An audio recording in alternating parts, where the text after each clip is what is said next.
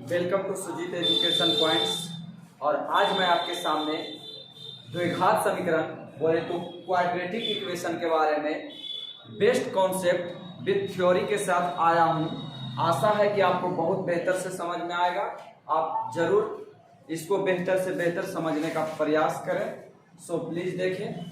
First of all मैं बता दूं कि क्वाड्रेटिक इक्वेशन होता क्या है, किसे कहते हैं क्वाड्रेटिक इक्वेशन।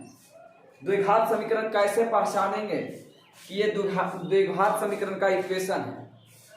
तो फर्स्ट ऑफ ऑल मैं बता दूं कि द्विघात समीकरण होता क्या है, कैसे पहचानेंगे कि द्विघात समीकरण दिया हुआ है। तो इसका कुछ मैं डिफाइन बता दूं कि ए बी सी कोई तीन वास्तविक संख्या हो तो ए, ध्यान से सुनिएगा, A comma B comma C कोई तीन वास्तविक संख्या हो तो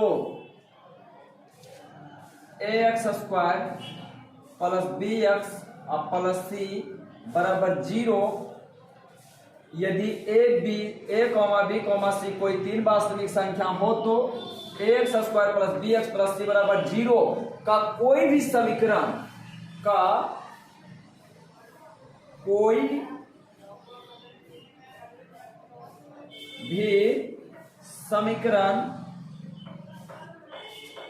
क्या कहलाएगा? द्विघात समीकरण कहलाता है। द्विघात समीकरण कहलाता है जहां ए इज नॉट इक्वल टू 0, जहां क्या होना चाहिए? ए इज नॉट इक्वल टू 0। देखो हमने बात की है कि क्वाड्रेटिक इक्वेशन क्या होता है। क्वाड्रेटिक इक्वेशन मतलब द्विघात समीकरण किसे कहते हैं?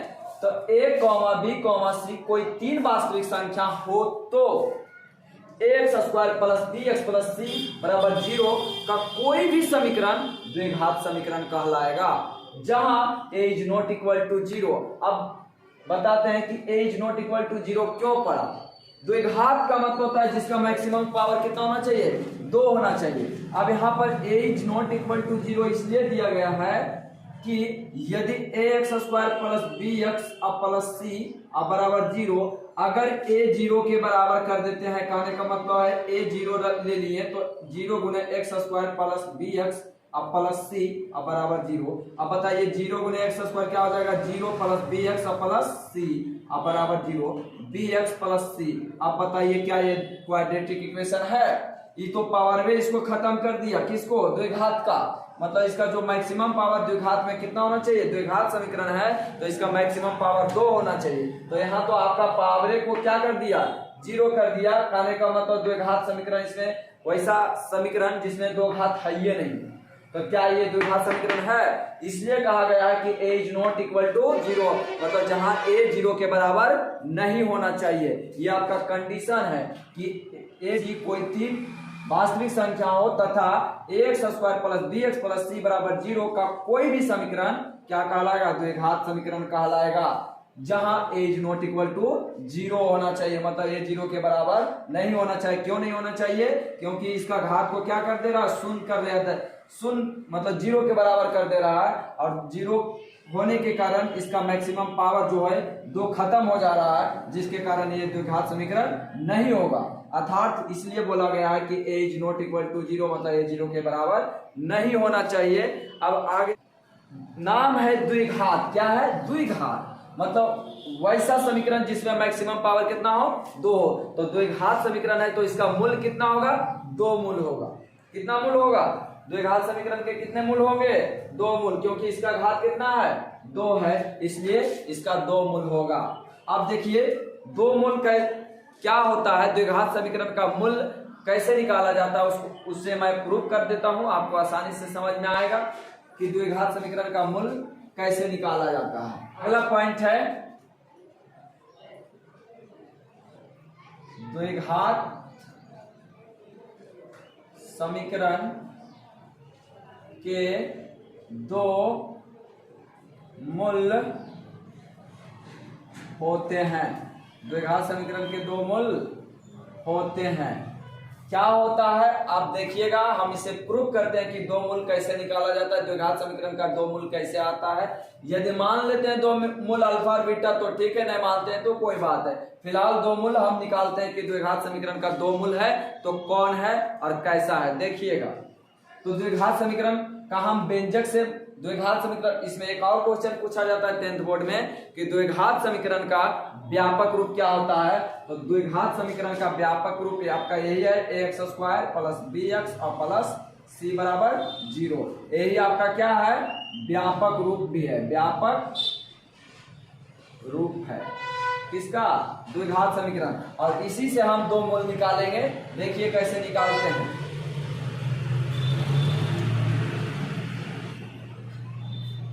ये आपका किसका व्यापक रूप है, द्विघात समीकरण का है। इसी से हम क्या निकालेंगे, द्विघात समीकरण का मूल्य निकालेंगे कि द्विघात समीकरण का दो मूल है तो कैसे है, कैसे आता है देखिएगा।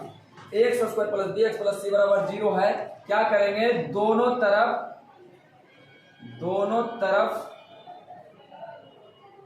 a गुना करने पर, किसको गुना कर रहे हैं, a गुना करने पर देखिए, तो यहाँ ax स्क्वायर है तो a गुना करेंगे तो क्या हो जाएगा, a स्क्वायर x स्क्वायर, और यहाँ गुना होगा a bx हो जाएगा। अब प्लस यहाँ पर क्या हो जाएगा, ac बराबर 0 गुने a। इसका रिजल्ट क्या आएगा, इसको हम x पर पावर स्क्वायर कर सकते हैं, इसको a bx अब प्लस ac बराबर 0। अब ध्यान दीजिएगा, इसको हम एक फॉर्मूला के अकॉर्डिंग बनाने का काम करते हैं। देखो इसको a स्क्वायर बनाना है, a स्क्वायर, अब प्लस क्या होता है 2ab, तो 2 और a की जगह देखिए क्या है, ax है। अब b के जगह देखिए क्या काम कर रहा है, इसमें तो पता नहीं, लेकिन b ax तो यहाँ पड़ गया, यहाँ b है, और यहाँ पर हम दे देते हैं b/2, तो यहाँ a स्क्वायर प्लस 2ab अब प्लस b स्क्वायर b/2। ये आपको इतना हम लंबा चौड़ा लिखे, ये आपका यही चीज है। देखिए 2 से 2 कट जाएगा, a bx है, लेकिन यहाँ पर a square plus 2ab plus b square, तो b यहाँ पर अपना मन से लिए क्या, b/2 आपका है, ये अपना मन से लिए तो इसको घटा देंगे। क्यों, क्योंकि अपना मन से लिए तो इसको हटाने का भी क्षमता होना चाहिए, स्क्वायर। अब प्लस ac बराबर क्या है 0। अब यहाँ ध्यान से दीजिएगा, a square plus 2ab plus b square, बताना a प्लस b का होल स्क्वायर फॉर्मूला बन रहा है, तो a का जगह क्या है ax अब प्लस b के जगह क्या बन रहा है b/2, इसका क्या हो जाएगा होल स्क्वायर। अब यहाँ ध्यान दे रहा है, माइनस से उधर जाएगा तो क्या हो जाएगा प्लस, तो प्लस क्या हो जाएगा b स्क्वायर अब बटा b/2 का होल स्क्वायर, माइनस से उधर गया तो प्लस, आई प्लस है उधर जाएगा तो माइनस ac। पता चला यहाँ तक आपको। अब ध्यान देना है, ax बटा ax प्लस b/2 का होल स्क्वायर बराबर, देखिए इसका स्क्वायर करेंगे तो b स्क्वायर बटा 4 हो जाएगा और माइनस ac। अब ध्यान दीजिएगा कि ax प्लस b/2 का होल स्क्वायर, अब इसका एलसीएम लेंगे तो क्या हो जाएगा 4, अब b स्क्वायर माइनस 4ac हो जाएगा। अब ये स्क्वायर हटाएंगे तो ये रूट में आ जाएगा कि नहीं आएगा, ax प्लस b/2 स्क्वायर हटाएं तो देखिए इधर क्या आ जाएगा, रूट में आ जाएगा। अच्छा ये रूट में आएगा तो प्लस माइनस में आएगा ना, यहाँ पर क्या आ जाएगा प्लस माइनस और root under b square minus 4ac बटा 4, यही आएगा रूट अंडर में। अब यहाँ से ध्यान दीजिएगा थोड़ा सा, ये आपका है ax प्लस b/2, इधर आपका प्लस है, इधर ले जाएंगे तो बराबर के उधर ले जाएंगे तो क्या हो जाएगा माइनस में, तो यहाँ पर देखिए ax बराबर क्या हो जाएगा, कि प्लस है इधर आएगा तो माइनस b/2, और यहाँ पर देखिए क्या लिखा हुआ है प्लस माइनस और root under b square minus 4ac, आई देखिए 4 का वर्गमूल आ जाएगा कितना 2। 2, ओनली 2। अब देखिए यहाँ पर ई गुना में है, अब x रखेंगे तो -b/2, और ये दोनों का ऐसा करते हैं, अभी फिलहाल एलसीएम ले लेते हैं, कितना 2, तो 2 एलसीएम हो जाएगा तो क्या हो जाएगा बताइए, तो ये -b आई प्लस माइनस और रूट अंडर b² -4ac बटा 2, यहाँ तक आ गया। अब देखिए यहाँ गुना में है, अगर x रखेंगे तो इधर a बटा में आ जाएगा, -b plus minus root under b² -4ac बटा 2, ये गुना में है, नीचे आएगा तो भागा में। देखिए यहाँ से आपका मूल निकल चुका है, x बराबर रूट अंडर x बराबर -b plus minus root under b² -4ac बटा 2a। अब यहाँ से प्लस और माइनस का मतलब क्या हुआ कि एक बार प्लस होगा एक बार माइनस होगा, तो यहाँ से 2 मूल निकल गया आपका। यहाँ पर 2 मूल देखिए, x बराबर थोड़ा सा यहाँ देख लीजिएगा, यहाँ से आते हैं, या आपका मूल निकल चुका है, सिर्फ प्लस माइनस को अलग करना है। देखिए या करके लिखते हैं, x बराबर -b, और ये प्लस माइनस है तो एक बार प्लस लिखाएगा तो प्लस क्या हो जाएगा, b² -4ac बटा 2a, या x बराबर -b, अब बताइए एक बार प्लस लिखे दूसरा का बार क्या लिखाएगा, minus root under b² -4ac बटा 2a। देखिए आपका 2 मूल निकल चुका है, x बराबर एक आया -b plus root under b² -4ac बटा 2a, दूसरा का मूल आया -b minus root under b² -4ac बटा 2a। यही आपका द्विघात समीकरण का 2 मूल होता है। आपके सामने मैंने दोनों मूल को प्रूफ कर दिए हैं कि द्विघात समीकरण का 2 मूल कैसे आता है। देखिए आपके सामने है, देखिएगा थोड़ा सा। अब यहाँ से हम 2 मूल मान लेते हैं कि माना कि द्विघात समीकरण ax² plus bx plus c बराबर 0 का 2 मूल एक अल्फा और बीटा है। क्या है, अल्फा और बीटा है। कहने का मतलब है द्विघात समीकरण अल्फा और बीटा, द्विघात समीकरण का मूल हो तो अल्फा बराबर क्या हो जाएगा बताओ, -b plus root under b² -4ac बटा 2a। ये आपका पहला हो गया। 2 मूल, एक अल्फा माने दूसरा का बीटा माने, तो बीटा बराबर बताओ क्या हो जाएगा, -b और minus root under b² -4ac बटा 2a। देखिए आपका 2 मूल आपके सामने है। मान लिए कि द्विघात समीकरण का 2 मूल एक अल्फा है दूसरा का बीटा है, तो अल्फा बराबर -b plus root under b² -4ac बटा 2a, और बीटा बराबर -b minus root under b² -4ac बटा 2a। आपका द्विघात समीकरण का 2 मूल है। इस प्रकार से हमने आपको बता दिए। अब इसके बाद है, थोड़ा सा ध्यान दीजिएगा, अब आता है द्विघात समीकरण में विवेचक आता है, विविक्तर जिसको बोलते हैं। क्या आता है, विविक्तर आता है। तो विविक्तर क्या है देखिएगा थोड़ा सा, इसका इंग्लिश होता है विवेचक। क्या होता है, विवेचक।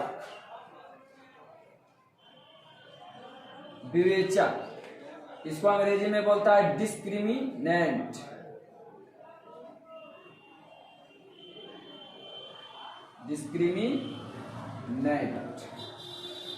विविक्तर या विविक्तर, इसको विविक्तर भी बोलते हैं। विविक्तर, विवेचक, डिस्क्रिमिनेंट या विविक्तर। तो ये क्या होता है, विवेचक आपका क्या होता है द्विघात समीकरण का। तो देखिए क्या होता है, इसे डिफाइन कर देते हैं कि b² -4ac द्विघात समीकरण का विवेचक कहलाता है। क्या कहलाता है, b² -4ac द्विघात समीकरण। बोले तो द्विघात समीकरण क्या है, ax² plus bx plus c बराबर 0 का x B square minus 4ac द्विघात समीकरण X square plus B X plus C बराबर 0 का क्या कहलाता है? विवेचक कहलाता है। क्या कहलाता है? विवेचक कहलाता है। इसे कैपिटल डी से सूचित किया जाता है। किससे? कैपिटल डी से सूचित किया जाता है। किसको? विवेचक को। तो यहां से हम डी बराबर लिख सकते हैं बी स्क्वायर माइनस 4ac।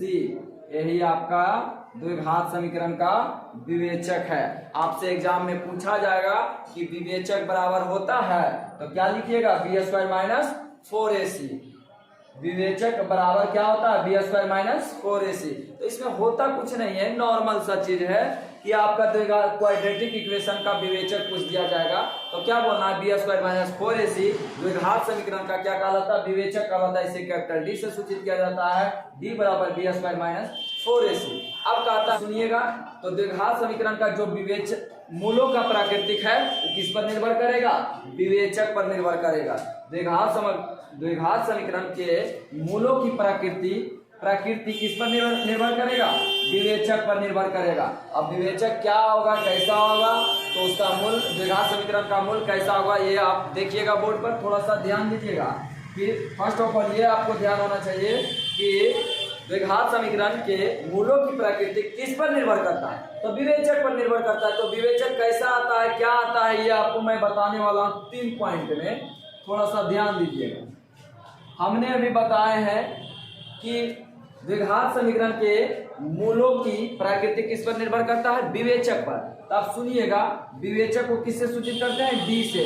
तो यहाँ 3 केस बनता है। केस 1 जब d इज इक्वल टू 0, जब d इज इक्वल टू 0 कहने का मतलब विवेचक 0 के बराबर होगा तो उसका मूल वास्तविक और क्या होगा? समान होगा। क्या होगा? समान होगा। देखिए आपका केस 1 क्लियर हो गया।